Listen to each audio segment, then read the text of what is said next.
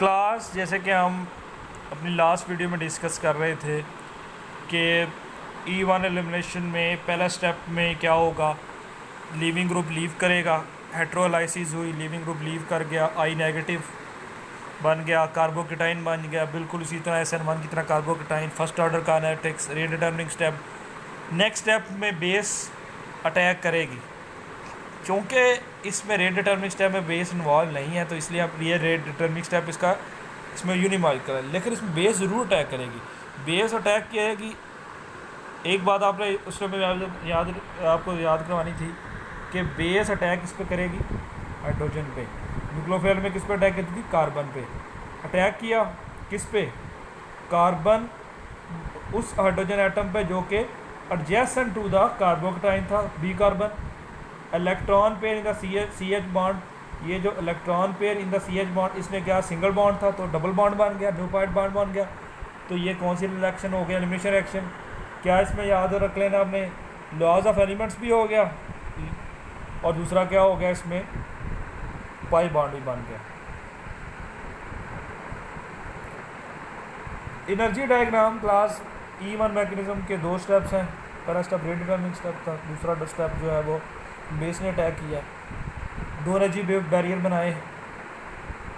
पहले स्टेप का energy barrier EA1, energy of activation EA1, carbocation transition state बनी, कार्बोटाइन। EA2 दूसरी ट्रांजिशन स्टेट बनी।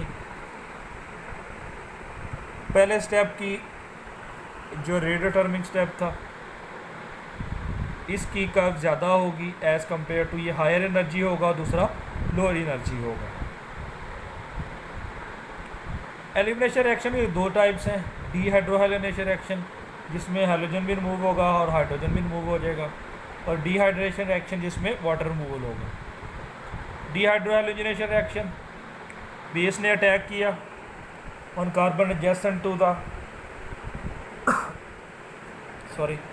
बेस अटैक हुआ हाइड्रोजन पे। उसके बाद क्या हुआ, कार्बन और कार्बन के दरमियान डबल बॉन्ड बन गया, H भी रिमूव हो गया, हाइड्रोजन भी रिमूव हो गया। तो ये कौन सी रिएक्शन हो गया, एलिमिनेशन रिएक्शन। चूँकि इसमें हाइड्रोजन भी रिमूव हुई है और इसने बी के साथ बेस के साथ जाके रिएक्ट कर गई है, और इसमें लिविंग ग्रुप इसके हाइड्रोजन भी रिमूव हुए, इसलिए हम क्या कहते हैं इसे डीहाइड्रोहाइलोनेशन। एग्जांपल ले ली हमने ब्रोमीन के साथ CH3 CBr, slow step Br negative. पहले स्टेप में क्या हुआ, Br नेगेटिव, ब्रोमीन निकल गई। दूसरे स्टेप में बेस ने अटैक किया, दो रैपिड स्टेप हुआ, उसमें क्या हुआ, पहले सिंगल बॉन्ड था तो अब क्या बन गया, डबल बॉन्ड बन गया जो कि पाई बॉन्ड। डिहाइड्रेशन में क्लास आपने याद रख लेना है, इसमें क्या होगा, वाटर रिमूवल होगा। OH ग्रुप यहाँ से रिमूव हुआ, H ग्रुप यहाँ से रिमूव हुआ तो वाटर बन गया, और ये सिंगल बॉन्ड है ये किस में कन्वर्ट हो गया, डबल बॉन्ड में। H positive OH negative attack हुआ, OH2 पॉजिटिव बन गया, OH2 पॉजिटिव में फिर अटैक किया इस पे, इस कार्बोकेटाइन बन गया, वाटर रिमूव हो गया। उसके बाद क्या हुआ, सिंगल बॉन्ड था वो किस में कन्वर्ट हो गया, डबल बॉन्ड में कन्वर्ट हो गया।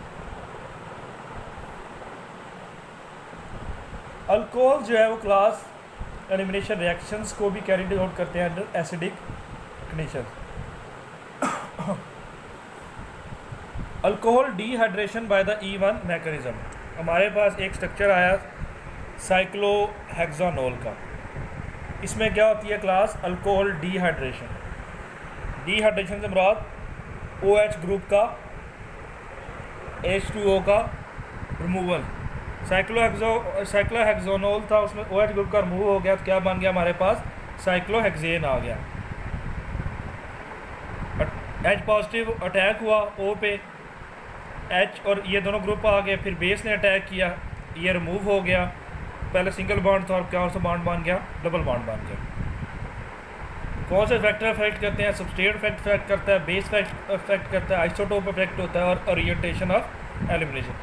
ये हमारा नेक्स्ट टॉपिक जो होगा वो फैक्टर्स पे होगा, तो हम उनको इसलिए हम इनको इन डिटेल पढ़ेंगे। ये E1 मैकेनिज्म का क्लास नेक्स्ट हम जो है वो E1CB को हम स्टडी करते हैं। काइनेटिक्स अगर हम इसकी पढ़ लें तो ये यूनिमॉलिक्यूलर है, इसमें रेट डिटर्मिनिंग स्टेप में जैसे अल्काइल हैलाइड होगा, सॉल्वेंट जो है वो कार्बोकेटाइन को स्टेबलाइज करेगा, लेकिन ये रेट लॉ की इक्वेशन होगी इसमें नहीं आएगा। काइनेटिक्स आपको बता दी, इसमें रेट। स्टीरियोकेमिस्ट्री क्या होगा, E1 रिएक्शन इनमें एंटी कोपोलर ओरिएंटेशन को आप H और X को फेवर नहीं करेगी। उसके बाद जो डाई स्टीरियोसोमर्स रहते हैं वो सेम प्रोडक्ट्स भी देते हैं विद E1 रिएक्शन, चाहे उसमें सिस भी आएंगे और ट्रांस प्रोडक्ट्स भी आएंगे। थर्मोडायनेमिकली बहुत सारा स्टेबल होंगे। लार्जेस्ट ग्रुप भी शुड भी, जो बड़ा ग्रुप होगा वो डबल बॉन्ड के अपोजिट साइड पे होगा, तो इससे हमें ट्रांस प्रोडक्ट्स आ जाएगा। अगर दोनों सेम साइड पे होंगे तो सिस प्रोडक्ट आएगा। अल्काइल ग्रुप और हाइड्रोजन माइग्रेट करते रहेंगे ताकि हमें एक स्टेबल इंटरमीडिएट कार्बोकेटाइन दें। समरी हमने उनकी क्या बना ली, ये हमारे पास समरी आ जाएगी। E1CB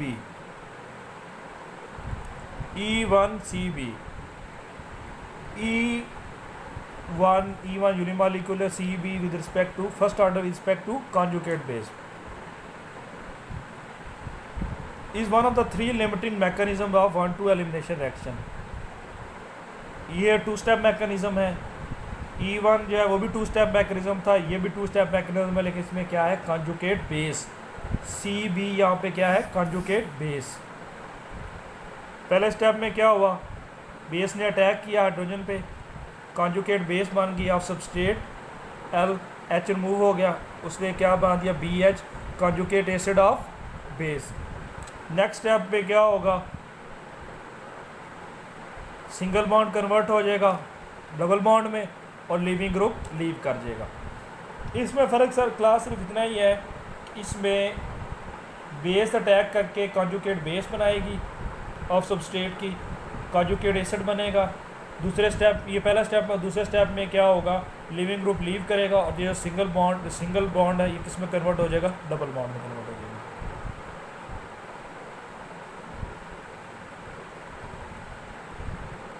इस केस में क्लास जो